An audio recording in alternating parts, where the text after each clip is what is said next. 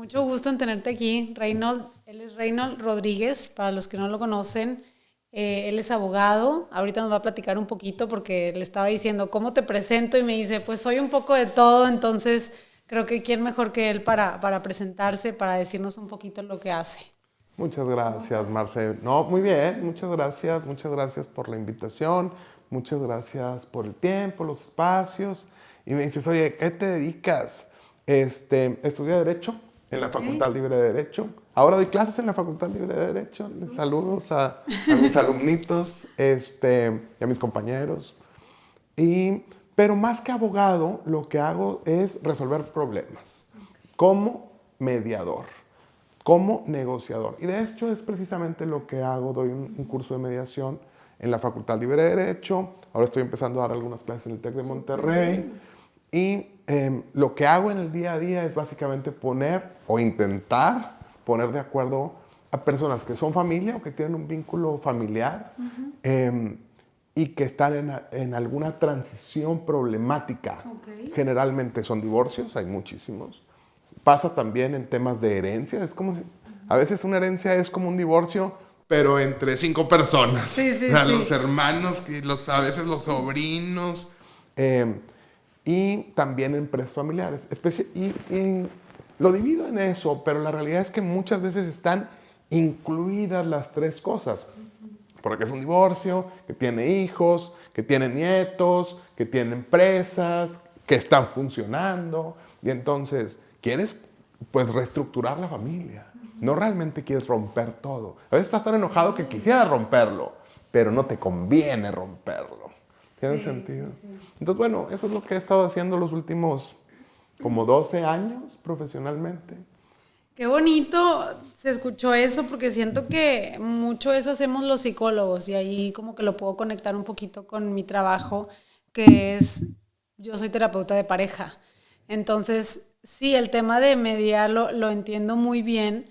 Digo, yo creo que acá yo tengo un poquito más de límite porque pues no puedo ser amiga de ninguno de los dos. Digo, igual acá en Fíjate que los acompaño en momentos tan difíciles, tan ok. trascendentales, que se termina haciendo un vínculo afectivo real. Me Creo que imagino. como psicóloga también. También, pero ese es el límite del que me refiero. O sea, ellos terminan su tratamiento conmigo y pues no los vuelvo a ver. Digo, es lo que se propone que pase, ¿no? Sí. Eso es lo que dice el librito. No sé, como asesor legal no hay ese problema. O sea, uno puede, no existe esa barrera. Se puede, si hablamos como de la deontología, del deber ser del abogado, es muy común que termine siendo una persona muy de confianza del empresario, de la persona que es tu cliente. Lo mío es una cosa bien rara. Yo me siento como un Frankenstein, ¿verdad? Porque estoy ahí mezclando muchas cosas. Pero al final de cuentas el objetivo, creo yo, ético, es tratar de que las personas pues reestructuren su familia, independientemente de que si quedan como un vínculo conmigo, que no es el objetivo, obviamente. Y muchas veces lo que se busca realmente, y creo que en la psicología es algo similar, es que vayan encontrando las herramientas adecuadas para que ellos mismos puedan ir gestionando cosas. A lo mejor pueden regresar de vez en cuando por alguna asesoría, por alguna... Y siempre están las puertas abiertas al final de cuentas. Y bueno, está bonito que se sienta no sé, ese vínculo. No sé si es una amistad, pero que es un vínculo definitivamente amistoso. Sí, sí, sí. Ajá. No, de hecho, digo, está súper interesante eso que dices porque sí, sí es algo muy parecido a lo que hacemos. Muy parecido, pero a la vez creo que esa barrera que tú sí puedes romper te permite, pues sí, formar ese vínculo y a lo mejor hasta decirles más cosas que un psicólogo no. Entonces, eso es lo que más padre se me hace todavía. Qué padre. Sí, sí. La realidad es, yo cuando empecé a estudiar la carrera, pensaba que iba a ser empresario, que terminé siendo empresario, pero a lo mejor eso no es lo que hago más en el día a día, no es como mi parte profesional. Okay. Y decía, ¿qué herramienta me puede ayudar a mí en lo profesional? Dije, el derecho. Pero luego me di cuenta que había muchas cosas afuera del derecho, como la comunicación, como la psicología, como el marketing. Y entonces, bueno, he tenido la oportunidad y el tiempo de ir agarrando de aquí y de allá y poniéndolo en aplicación. Y una de las cosas que más me llama la atención es cómo se resuelven las cosas cuando las reglas no están claras. Y el punto es que muy seguido las reglas no están claras. Y eso, aunque pareciera una palabra sosa o un término soso, termina obteniéndose de la ética, de los valores que dirigen las realidades de pensamiento de las personas, la motivación detrás de las acciones, no nada más las acciones. O sea, me queda claro que si no te vuelves amigo, entonces hay mucho menos posibilidades de romper algunas cuestiones éticas. Okay. Me parece que si tienes clara no sé, cuáles son los límites éticos de siempre estar buscando tu bienestar, no nada más, porque al final de cuentas hay una tensión, hay un equilibrio de intereses o una tensión de intereses en cualquier relación. Siempre y cuando estés buscando el bien de todos o el bien de tu cliente paciente, me parece que se podría romper un poquito esa barrera de la amistad y seguir siendo ético, que es al final de cuentas el punto. Sí, creo que creo que sí entiendo un poquito ese punto y creo que hasta me ha pasado en donde me atrevo y creo que es más con los pacientes que de plano así como que ya intentamos todo y no llega esta parte de la conciencia.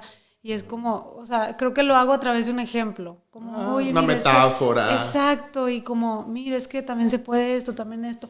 O en mi tipo de terapia sí podemos como, que no lo hago tampoco porque con el tiempo pues, te inclinas, o sea, tú estudias algo claro. Y tú lo personalizas en tu propia forma, ¿no? Claro. Entonces yo regularmente no me atrevo a como decir ese más allá de qué hacer. Pero en mi tipo de terapia sí se permite el, oye, estas opciones en la mesa, ¿no? Hacer como un tipo de psicoeducación. Exacto. Ajá, entonces, claro. Siento que ahí sí se puede y está bien padre cuando pasa eso. Sí. Porque te empiezas a abrir y el paciente empieza también a ver otro tipo de cosas, ¿no? De formas de hacer las cosas, de vivir incluso. Entonces, siento que eso es lo más padre. Sí.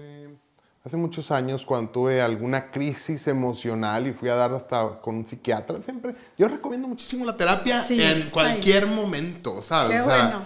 Mis hijos han ido entrando temas de terapia, incluso antes de tener temas, y yo mismo, y siempre cuando me invitan a la televisión, la sugerencia es que conviene estar haciendo terapia todo el tiempo. Eso es lo que me ha funcionado a mí y es lo que le ha funcionado a la gente que yo he visto.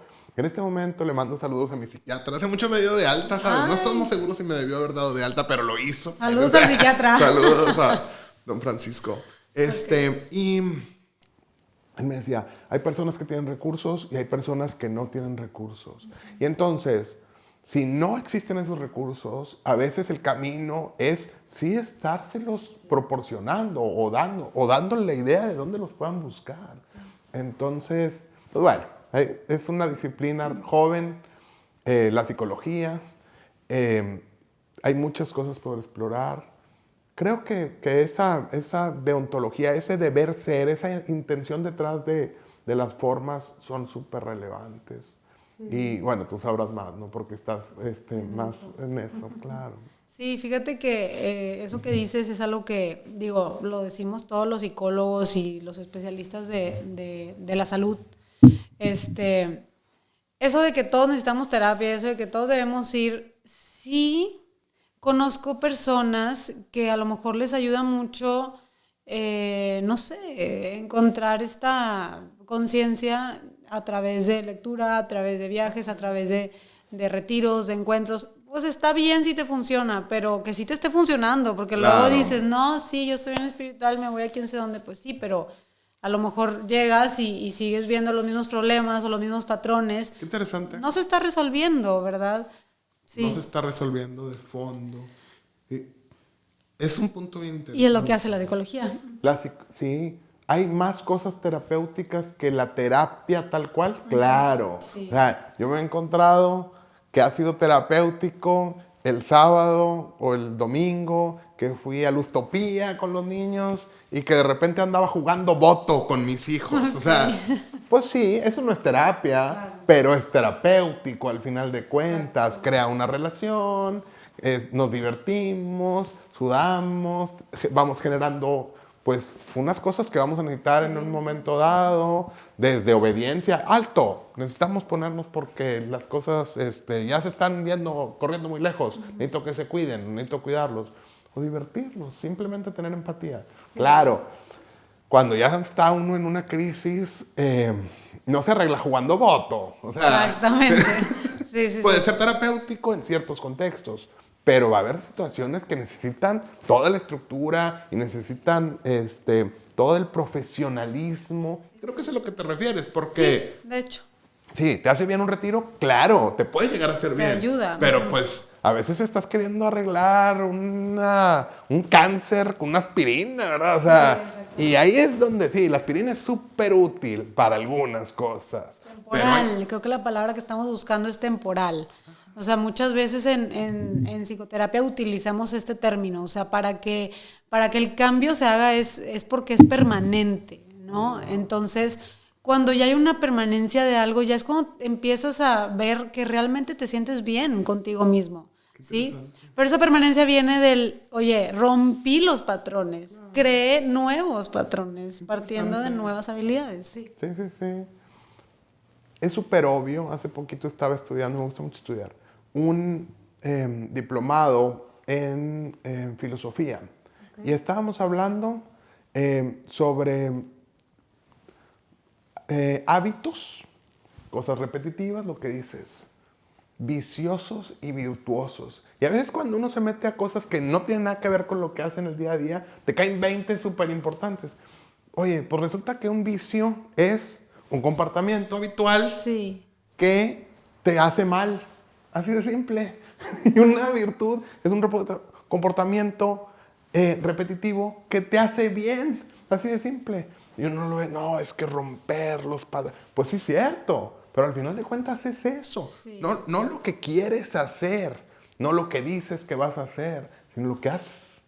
Y si te está haciendo bien o te está haciendo mal, y pues bajarle a esto ni siquiera, porque luego uno, no, me voy a poner a dieta. Y luego ya te comiste una papita frita, no, ya valió para siempre la dieta. Sí. No, es lo que haces repetitivo. Exacto. Y que vas disminuyendo lo que te hace mal, y lo que es repetitivo, y lo que vas aumentando que te hace bien.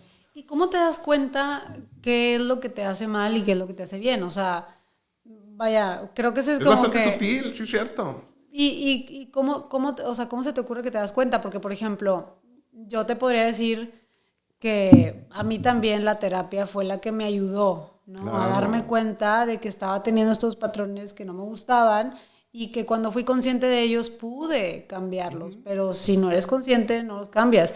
Oye, luego hay quien dice, es que yo estoy bien y no lo sacas de ahí. Claro. Y tú, pero es que yo estoy viendo que hay otra forma de ver las cosas y tú estás como que en este cuadrito. Eso ya me parece súper interesante lo que dices, lo que manejas, lo que manejo, lo que manejamos. Sí. Porque en las relaciones familiares y de pareja, todo el mundo se sitúa, no todo el mundo, pero mucha gente se sitúa ante un yo quisiera que el otro cambie.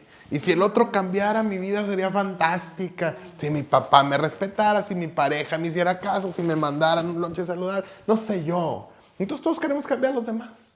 La realidad es que, pues, suerte con eso. Saca la varita mágica o algo, porque sí. Suerte con eso. Y los que estamos en este tipo de ámbitos nos damos cuenta, a veces más consciente o inconsciente, que punto uno, donde realmente tenemos un impacto es en nosotros mismos. Sí, claro. Y que luego, donde empezamos a trabajar en nosotros mismos, a trabajar en la realidad. O sea, sí el retiro, sí el libro, pero terapia. O sea, y empezar a generar ese tipo de hábitos virtuosos. Empiezas a hacer las cosas diferentes y tu ámbito se te empieza a poner tenso, porque a veces hacer las cosas diferentes es poner límites. Oye, no, pero a mí no me gusta bailar reggaetón. O no, pues a mí no me gusta comer 3 veces por semana afuera porque está muy grasoso. Y entonces, no, cambiaste mucho, ya, tú no eras así, por eso, pero ya no te dejaste lastimar. Y entonces esos límites le empiezan a pesar a los demás. Sí. Empiezan a ponerte tensos a los demás y empiezan a cambiar esos demás. Porque ponen atención a los límites. Al final de cuentas termina impactándole los límites. Al principio a lo mejor con incomodidad, pero terminan respetándote. Y ahí es donde ese deseo que tenías desde antes de quiero que los demás cambien y si yo estaría súper bien, cuando tú cambias, ellos cambian. Es que, wow, eso que acabas de decir, no sé cómo lo hubiera podido explicar en terapia, seguramente lo he explicado muchas veces, pero ahorita que me lo dices tú es como, claro, o sea, todo el sentido del mundo. Y luego pasa porque luego hay pacientes que dicen, es que no me volvió a hablar. Bueno, pues esa persona... Fantástico. Sí, no le usó tu límite y está bien que se fuera, o sea, porque no Lo le va a mejor gustar. que te pudo haber pasado es que te fuera. ¿Por qué? Porque esa persona estaba ahí contigo en la comodidad de esa inconsciencia, ¿no? En la comodidad de estarte lastimando. En la comodidad de estarte o de lastimando. estarte... Exacto. Y por el otro lado también es funcional. O sea, cuando alguien llega y me dice, Claro. me duele, me hicieron, me pudieron, me violentaron, yo lo veo siempre como una oportunidad, como mediador. Ok, ¿qué vas a hacer con eso? ¿Qué quieres hacer con eso? Porque cuando te duele algo intensamente, interno o incluso externo, es tan obvio que algo que no quieres está pasando, que entonces te da la oportunidad de poderlo cambiar o de poderlo atender. O de no hacerlo, dices, no, bueno, puedo con esto, voy a aguantar a mi papá, o sea, pues no va a cambiar y pues yo lo quiero y pues ya, o sea, me voy a relajar. Es un ambiente inseguro funcional. Es un ambiente... O sea, porque así funciona, pero es inseguro y no, o sea, es la famosa zona de confort en la que no te das cuenta que no tiene nada de confort. O sea, ¿sí me explico? No sé si te pasa con parejas que tú identificas o sea, esa funcionalidad que tienen, ese patrón. Claro. ¿Sí? ¿Tienes algún ejemplo así que hayas Fíjate visto que dices tú, qué es esto? No, muchas.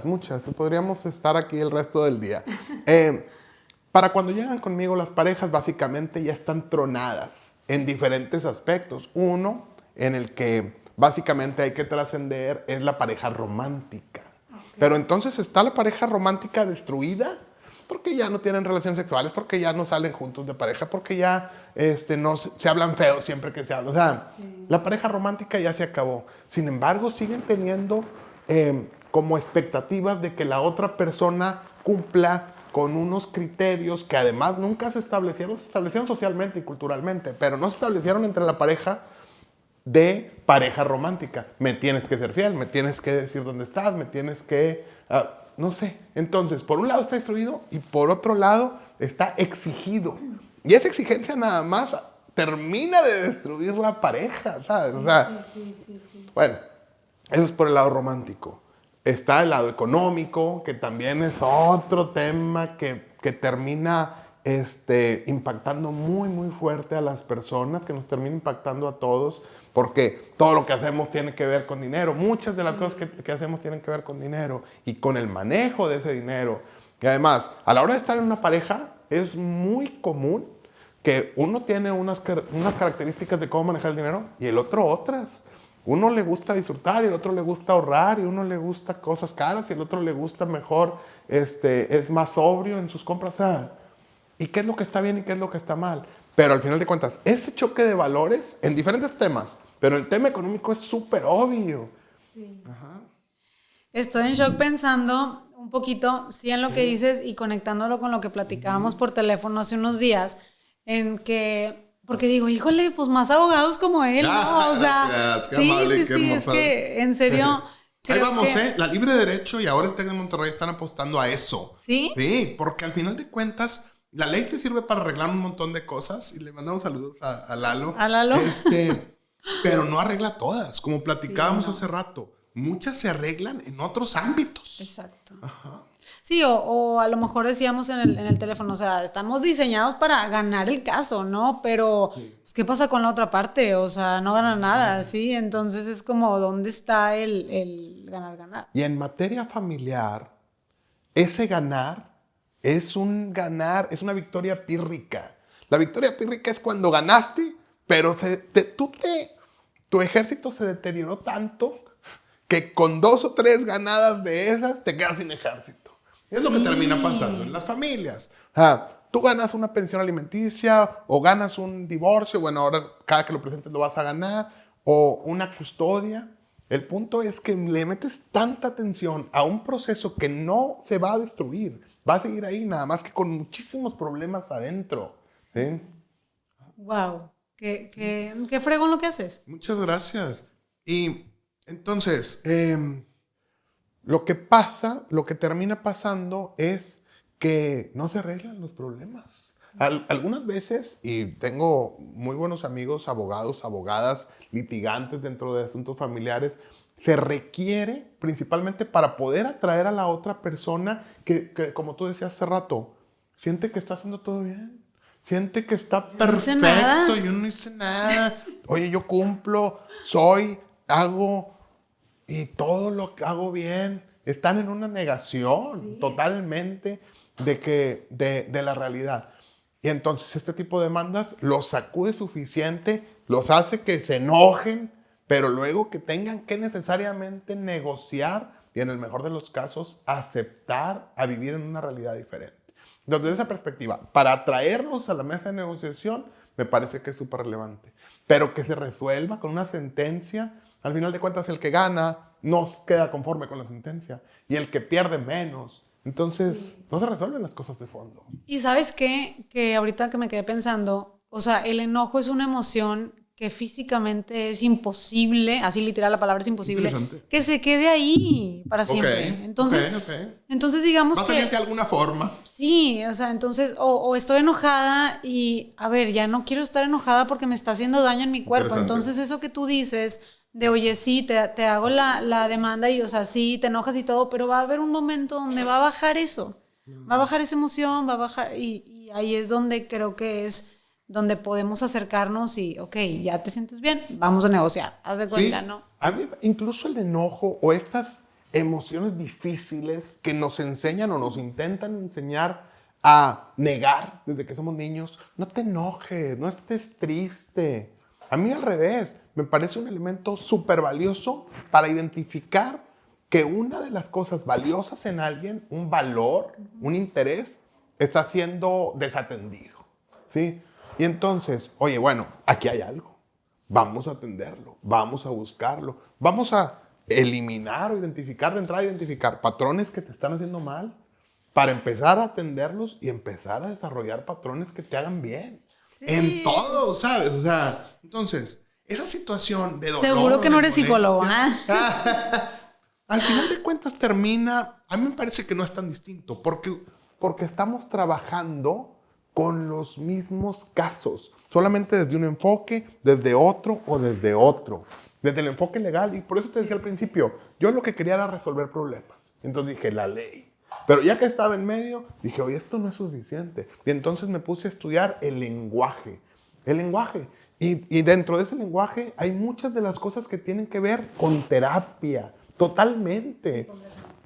Hace unos días di una pequeña plática con mis compañeros de maestros de la Libre Derecho y les decía, es nuestra posición de autoridad llega a ser tan relevante que si le dices una cosa puede pasar en el jovencito, en el estudiante, puede pasar para un lado o para otro completamente. Les digo, y no estoy diciendo, la Libre Derecho, para quien no la conozca, es una escuela de muy alto rendimiento. O sea, lo que queremos es que sea gente muy estudiosa y muy trabajadora, por no decir que la gran mayoría son personas brillantes intelectualmente. Sí, me imagino. Ajá, entonces necesitamos ese perfil, pero dentro de ese perfil, ¿qué es lo que vamos a hacer?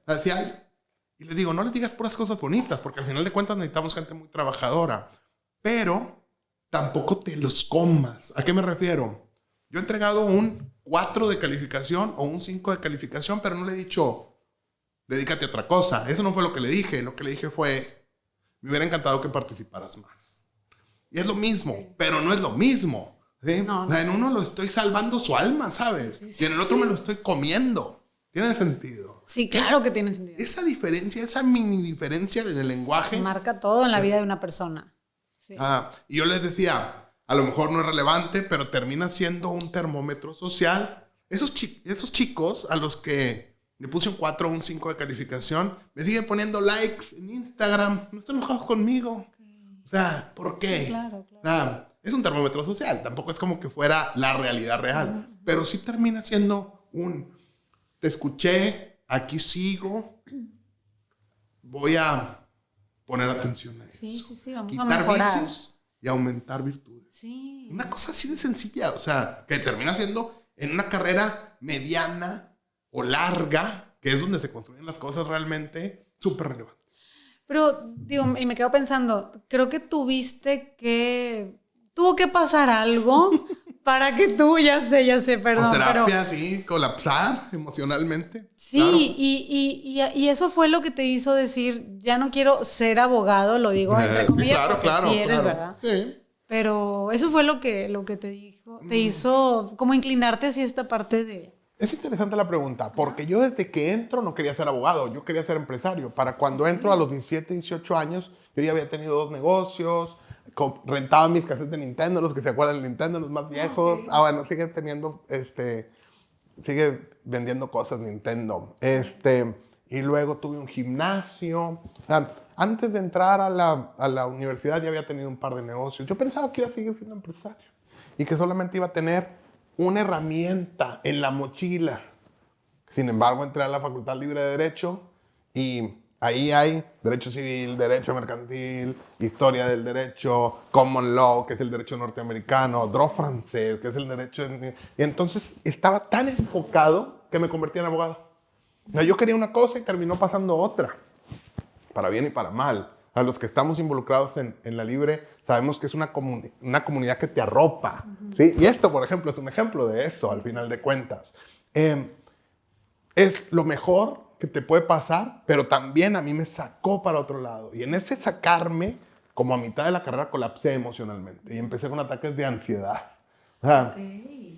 Y entonces, a los que les haya pasado, la primera vez que te da un ataque de ansiedad, es casi imposible que te convenzan de que no te estás muriendo. Sí. Ya en el camino, muchos años después, hace unos 6 o 7 años que hice una maestría en Estados Unidos, me di cuenta que al 80% de los abogados, más o menos, les da un colapso emocional en algún momento de su carrera. Ansiedad, depresión, estrés, no se diga. Pero algo suficiente como para que pueda tronarte o tronar la carrera, o tronar tus relaciones. Bueno, a mí me dio jovencísimo, ¿sí?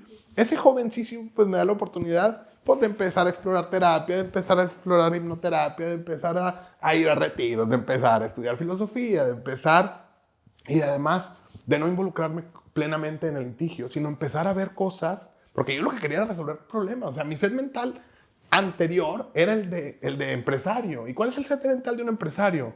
Buscar temas o problemas que se puedan solucionar para estandarizarlos y venderlos a más gente. Ese es el empresario, ¿sí? Veo broncas que puedo solucionar en mucha gente y darle un pellizco chico a cada quien que me den un peso y pues hacer más. Ese es el empresario. El abogado no es ese mismo set mental. El abogado está viendo problemas para evitarlos, para que no pasen, para ponerlos todos blindados por todos lados. Es un set mental contradictorio. Por eso yo troné tan rápido. Lo que a otros les pasa 20 años después de litigar, a mí me pasó 3 años antes de empezar.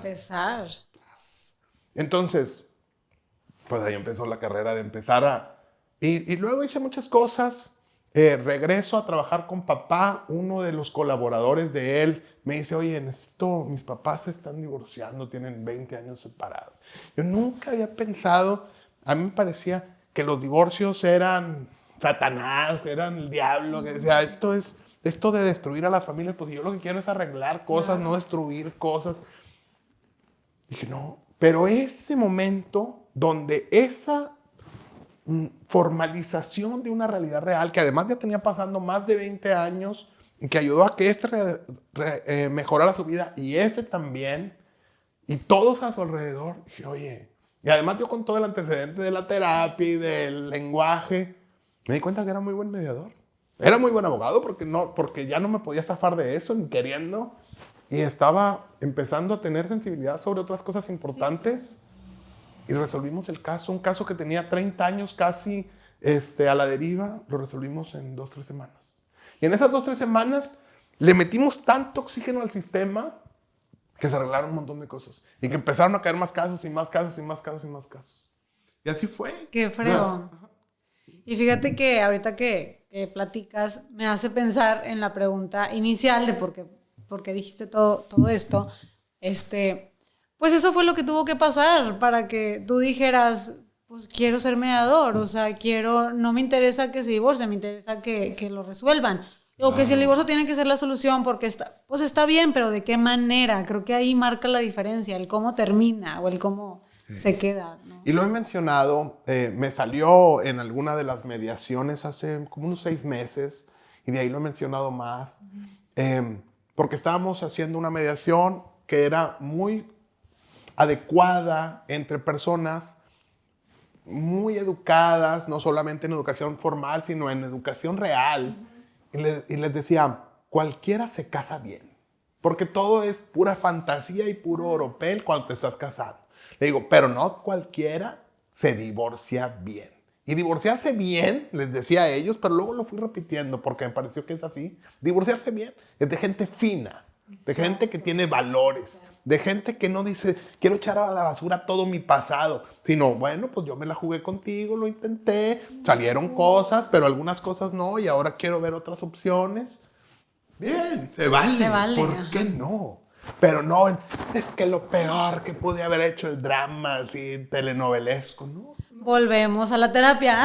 Volvemos a la terapia, volvemos a dar ahí. Vamos al ciclo, sí, o sea, necesitas estar bien contigo mismo para poder salirte bien de un lugar.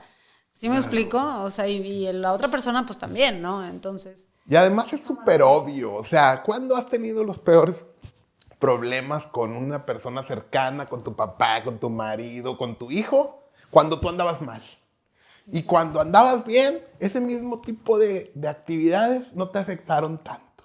Pues entonces o sea, al final de cuentas, uno quiere culpar a los demás, porque en esa irresponsabilidad, porque al final de cuentas es una irresponsabilidad, es mucho más cómodo. No, es que mi papá no me dejó. No, es que mi marido... Culpar al otro siempre va a ser lo más fácil. O sea, claro. Siempre, porque el ego lo es tan grande. Fácil. Sí, bueno, lo más fácil, pero te estás enratonando en un chorro de cosas en el inconsciente, ¿verdad? Porque el ego es tan grande que no me permite ver que yo me estoy equivocando, que yo estoy haciendo cosas. Y luego ya lo digo en broma. Bueno, pues es que para eso sirve trabajar en equipo, para culpar a los otros. Obviamente es una broma.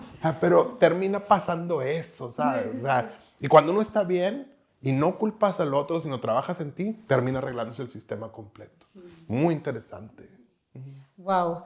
Y luego, acá en terapia también pasa eso, ¿no? Finalmente, o sea, pasa que, oye, si yo estoy bien conmigo mismo, entonces voy a tomar bien lo que me estás diciendo y a lo mejor ya no quiero estar contigo y la respuesta va a ser no, pero va a ser una manera saludable, ¿verdad? Decir que no, volvemos a los no te enojes, no estés triste, sí. Y no digas que no seas negativo. Sí. Oye, decir que no es una de las cosas más importantes y más enriquecedoras que tenemos los humanos. Porque además, si nomás vamos diciendo que sí a todo, terminamos traslapando cosas. Sí. Y una verdadera elección implica renuncia. O sea, tú cuando decidiste ser psicóloga, estabas dejando la posibilidad de ser médica, que a lo mejor también te gustaba, o no sé, o sea, de hacer otro tipo de cosas, de estudiar administración de empresas. A lo mejor luego se pueden ir traslapando, que sí. Como en el caso mío, que ya me volví medio Frankenstein, aunque muy enfocado en los problemas familiares. Pero sin embargo, elegir es renunciar. Y en esa renuncia hay un montón de angustia, ¿sí? Sin embargo, es que es un duelo, o sea, me quedé pensando, o sea, sí me genera angustia, pero porque estoy perdiendo algo, estoy dejando ir algo, ¿no? Entonces... Y volvemos a ese decir no. Sí. Y decir no es tan relevante o más que decir sí. Sí, y hay que estar consciente que cuando dices que sí, estás diciendo muchos nos. Sí, y a veces cuando dices que no, estás diciendo sí a las posibilidades. Es súper valioso decir que no. Sí, claro. Sí, no, desde ponerte un límite, o sea, el decir no, estás respetándote, y es bien difícil decir no, porque o sea, sabes que a la otra persona no le va a gustar, ¿verdad? Y que a lo mejor hasta lo vas a dañar, pero... Hay un tema cultural, social, en el no te enojes. Sí, sí. No digas que no seas negativa. O sea, sin embargo, sí enojarte con la persona correcta, en el momento correcto, en la intensidad correcta. Aristóteles. Claro. Sí, la filosofía nos vuelve a ubicar. Sí. ¿Por qué? Me molestó mi jefe y ahora voy y se la cobro a mi hijo. Oye, espérate. O sea, ¿qué andas haciendo? Si te enojas. Está mal ubicado. Claro. Ahora, me regañaron porque llegué tarde. Pues sí, pues llega temprano. ¿sabes? O sea, entonces, y en la intensidad correcta, ahora me pitaron en el tráfico y yo estoy enojado todo el día. Oye, eso fue una exageración. Entonces, en el momento correcto, con la persona correcta, en la intensidad correcta. Nomás durante la duración correcta, ¿sabes? Entonces, no está mal enojarse, para nada. Es útil enojarse. Ayuda a identificar cosas que se vulneraron, ¿sabes? O sea, ¿por qué me molesta esto? ¿Es algo que tengo que trabajar? O a lo mejor es algo que tengo que atender. ¿Sí? Pasa bastante en pareja que literalmente, ¿por qué se enojan? Porque una persona no quiere hacer algo, o no le gusta algo, no le gusta la misma mesa, no le gusta el mismo cojín. O sea, sí me explico, y es como, es la intolerancia a la frustración lo que me está molestando, es la intolerancia al no. O sea, porque no puedo tolerar eso, y es ahí donde dices tú, o lo trabajo, o qué está pasando, ¿no? Y entender y aceptar que los demás son diferentes. Exacto, exacto. Y no tienen por qué. Y hay otra cosa, o sea, tú dices que no le gustó tal, pero muchas veces las relaciones de pareja, familiares, pero las de pareja son un buen ejemplo, se dan cosas por hechas. O sea, me incumpliste un acuerdo que nunca hicimos, ¿sí? Pero es que así es. Todos sabemos. Y ese todos sabemos o así es, no es tan real. O sea, cada quien es diferente. Y lo que, no me acuerdo, una de las personas que me han platicado muchas historias, ¿no? Pero se divorció de su marido, una señora, una muchacha. Porque a ella le enseñaron que en su casa siempre debería haber agua en el refrigerador. Pues tiene lógica, ¿verdad? En Monterrey generalmente hace calor, debe haber agua fría. Eso es bien visto. Pero nunca le dijo a su marido. Y además, en su mente, que hubiera agua en el refrigerador significaba, ya explorándolo un poquito más, que agua era agua, leche y jugo. Oye, está de locos. O sea, si no lo dices y nunca lo dices y el otro lo tiene que imaginar y lo tiene que además cumplir, suponer. Y así, pongo un ejemplo que pudiera ser irrisorio, pero al final de cuentas estamos llenos de esos ejemplos. Hay muchas cosas que creemos que todo el mundo entiende igual y no las entienden igual. Sí, qué interesante. Y por otro lado, cuando las hacemos explícitas, parece que estamos siendo exigentes, parece que estamos siendo agresivos. Oye, a mí me gusta cuando llego, que esté tal cosa preparada. No, hombre, pues no me tomas en cuenta que yo estoy cansado, cansada. O sea, nunca lo dijimos, lo damos por hecho y lo exigimos. Y ni siquiera lo planteamos, sino nos molestamos. Es un diálogo de locos. O sea, en la mediación, y supongo que en la terapia empiezan a resolverse, o al menos a sacarse ese tipo de dolores y ese tipo de cuestiones. Me quedé pensando en algo que dice un terapeuta de pareja, un investigador que es de los más fregones, Gottman. Claro, sí. Entonces, seguramente, que pone un ejemplo así de que llega el señor del trabajo y como que espera que ya esté, no sé, limpia la casa, con comida hecha, casi creo, y la otra, pues, acaba de llegar también, estaba trabajando, no se le ocurrió, cansada, y es como, oye, pues es que márcame y dime que tienes hambre y que quieres que te haga algo de comer, si ya sabes que yo voy a estar aquí, claro, o sea, pero no supongas que lo voy a tener hecho, ¿sí me explico? Porque culturalmente, pues digo, pero esto viene de muchos años, ahorita ya las nuevas generaciones somos más tranquilas con eso, pero sí venimos de una psicoeducación de que la mujer tiene que estar para el hombre y todo el tiempo tiene que tener todo listo para que... No, a ver, ya no es así, ya, o sea, despierta de eso porque te vas a casar en el 2023 y no va a ser así. No va a ser. Y te vas a dar de topes porque tu mamá toda la vida te dijo que tu esposa tenía que estar ahí lista. No. Pasaron en esa brecha generacional de tus papás o tus abuelos y mis papás, pasaron buenas y malas. Una es que entrabas a un rol. Los papás, los varones hacen A, las mujeres hacen tal. Y entonces se dieron muchas agresiones y mucha violencia y muchísimo abuso. O sea, la realidad es que pero es que no trabaja. Oye, no trabaja. Pues si nunca se le acabó el trabajo, ¿sabes? O sea, que no se le valoró fue otra cosa. O sea, pero estar atenta a la casa, estar atenta a los niños, estar atenta al marido, era un trabajo, punto. Es un trabajo. No, y además de que eso queda clarísimo que lo es, ya incluso la Suprema Corte ya lo estableció, que hay incluso a las mujeres que trabajan se les reconoce una doble jornada y se les reconoce un derecho a pensión alimenticia después de divorciarse, obviamente también durante. O sea, se les reconoce el trabajo está, pero no solamente el trabajo, sino un trabajo relevante, de impacto, de trascendencia. Ok, en ese momento se entraba un organigrama y se hacía o no se hacía. Obviamente hubo un montón de abusos y de falta de reconocimiento, que ese molde se rompió. Y entonces ahora, ¿qué tenemos? Lo que queramos. Literalmente. Lo que queramos. Estamos en el momento histórico de la humanidad en el que tenemos más libertad para ser nuestra pareja. Es más, ¿quieres tener una pareja? Bien. ¿Quieres andar con 2 personas al mismo tiempo? Nomás háblate, se vale. ¿Sí? ¿Quieres ser swinger? Dale. ¿Quieres ser? El punto es que la cosa está gigante, abierta total. Los acuerdos son en pareja. Pero... Los acuerdos son... Ya, y seguimos utilizando la palabra pareja porque es la mayoría de las cosas, pero con tus personas significativas.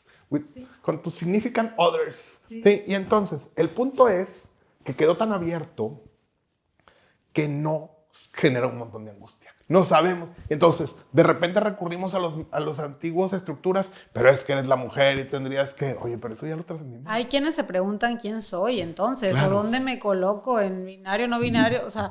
¿Sí me explico? O sea, sí... Hay una angustia gigante. Porque es tanto... Exacto. Y no nos enseñaron, ni hemos aprendido, y en eso estamos tú y yo, en generar esos acuerdos. Bueno, ¿qué quieres? ¿Qué quieres? Oye, yo quiero sexo todos los días. Oye, pues yo nomás quiero un abrazo los viernes. O sea, porque se vale, ¿sabes? O sea, al final de cuentas, oye, a mí me gusta que mi comida esté caliente. Me gusta que la comida esté caliente. O me gusta que la comida esté recién hecha. ¿Sí? ¿Cómo le hacemos? Ni siquiera tiene que ver, dame de comer en la boca. Sino, ¿cómo le hacemos para que eso suceda? ¿Sí? Sí, el punto es que lo dejamos... El quiebre fue muy grande. O sea, había un organigrama que no funcionó, o funcionó más o menos, y ahora no hay nada. Invéntalo. Pero tampoco nos tomamos el tiempo de inventarlo, ¿sabes? O sea, ni a la hora del noviazgo, ni a la hora de la boda. Y muy paradójico que donde nos sentamos a negociar, los que negocian es a la hora del divorcio. Bueno, ¿qué hacemos con nuestros bienes? Bueno, ¿qué hacemos con nuestros hijos? Bueno, ¿cuánto de nuestro presupuesto le vamos a dedicar a las escuelas? A mí me ha dicho gente, licenciado, si este acuerdo lo hubiéramos hecho al principio y no al final, estuviéramos casados. No hablamos. Y en esa cosa gigantesca de posibilidades en la cual no le debes nada a tu mamá, hombre, no le debes nada a tus amigos. Ponte de acuerdo con tus personas significativas o con tu persona significativa, es una. Y eso hagan. Y si no funciona, cambia de acuerdo. Y vete acomodando. Bueno, esa libertad gigante nos causó un montón de angustia. No la estamos sabiendo manejar. Sí. Wow, que lo dijiste, porque es cierto. O sea, realmente pasa. Y ahorita me quedé pensando, digo, porque lo digo mucho yo en terapia, realmente yo veo a la pareja como, o sea, ustedes son los arquitectos de esa casa, ¿no? Nada más tú y él o ella, o sea, esa pareja, ¿no? O esas personas significativas. Sí.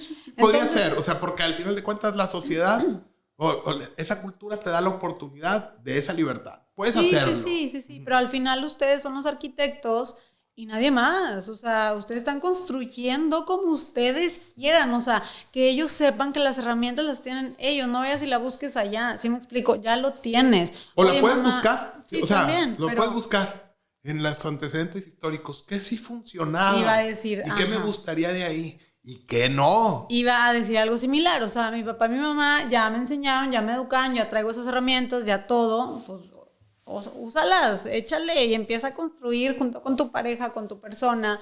Oye, ¿a ti qué te gusta? ¿A mí qué me gusta? Bueno, va, ahí se negocia, no afuera, ¿sí me explico? Y el punto también, y bien importante lo que dices, claro, bien importante lo que dices, ahí adentro. Y tomando en cuenta que afuera va a haber un montón de ruido. Un montón. Y gente que te dice así no es, no se puede, ¿cómo lo dejas? ¿Cómo lo dejas que vive en otra ciudad? O sea, por eso, pero somos adultos, ¿sabes? O sea, ¿Qué tiene que ver? Y si yo quiero estar con él y él conmigo, pues bien, ¿verdad? Ajá. Exactamente. Ruido. A mí me gusta mucho el arte. Hace días fui a desayunar con una muy buena amiga artista, Modwina, le mando saludos. Ella es artista, pero es vegana. Okay. Pero ya dejó de ser activista del veganismo. Dice, cuando hacía mucho más, y ahora ya aquí la saqué, bueno, a ver si no me regañan, pero dice, cuando hablaba más de que era vegana, mucha gente, toda. No, pero las proteínas, no, pero no puede ser, oye, no te vas a descompensar. Todos se volvieron expertos, dice. Y todos opinaron. Todos saben. Todos saben todo. Todos saben qué me conviene a mí. Y lo pongo como una analogía de cuando quieres ser creativo con tu relación significativa de pareja. Oye, pues queremos hacerle así. No, ¿cómo lo dejas? ¿Por qué lo haces así? No, las cosas van a salir muy mal. Todos son expertos. Todos son expertos. En tu relación. En tu relación. Espérate, sí, claro. Oye, arregla la tuya. O sea, sí, exacto. En algún caso yo le he dicho, oye, bueno, tú lo quieres hacer, tú piensas que debería ser diferente. Pues hazlo diferente tú. O sea, aplícalo en ti. O sea. Fíjate que yo hace poquito, una experiencia muy, muy en particular, y me hizo pensar eso, ¿no? O sea, cómo hablamos del otro como si lo conociéramos. No lo conoces, o sea, al único que conoces es a ti. Y si supieras, y también, ¿verdad? Pero y si supieras que lo único que estás haciendo al hablar del otro es proyectarte, no dirías nada. O sea, neta, les hace falta mucha conciencia a esas personas que hablan mal de los demás, ¿en serio? Una de mis hermanas, Nancy, es psicóloga. Y cuando le explicó el mecanismo de defensa, de proyección a papá, a nuestro papá, ya dejó de opinar bastante. Claro, es que, no estás hablando de mí, vato, estás hablando de ti mismo. La única persona que se está quemando eres tú misma. Entonces, mejor mira, Cayeta, te ves más bonita porque algo traes en tu cabecita que te hace decir eso, ¿no? Y ya cuando llegas a un nivel de conciencia, qué interesante, Marce, porque si me está calando algo del otro, ese algo está hablando bastante de mí. Bastante, sí. Entonces, siento que sí, o sea, la mayoría de los problemas, o gran parte de los problemas es por eso, porque dije algo del otro, porque sí me explico, y luego el otro se enojó, y luego ya existe oye, estoy enojada porque me dijo algo, igual y lo que me dijo, sí me identifico con eso. Resulta que dio en el clavo, resulta que dio en el clavo, y no me enoja tanto. Pues no te enojes, ¿verdad? Te enojó que se atrevió, pero pues realmente piensa que el otro trae eso en su cabeza. Hay que tener una diferencia, o sea, porque puedes luego ser sutil. La violencia existe, la agresión existe. Claro. No estamos hablando de eso. O sea, hay gente que sí está completamente, que necesita defenderse y que no se va a quitar el tema con terapia, o la terapia va a ser huir, ¿sí? O pelear o huir. Pero en muchos de los casos que pudiéramos, es que me estás haciendo sentir mal, la realidad tiene más que ver con uno que con el otro, que al que pudieras estar diciendo me estás agrediendo. Interesante. Sí, completamente. Y bueno, pues digo, volviendo al tema de familia, de pareja, creo que es lo que los lleva muchas veces al truene, como decías hace rato. O sea, digo, ya como que englobando todo de lo que hemos hablado, el suponer, el hablar mal incluso, pero oye, son cosas que yo traigo. Si yo trabajo, y volviendo a lo que decíamos, si yo trabajo en mí, si yo estoy bien conmigo mismo, entonces perfectamente me puedo mantener ahí bien o salirme bien de ahí.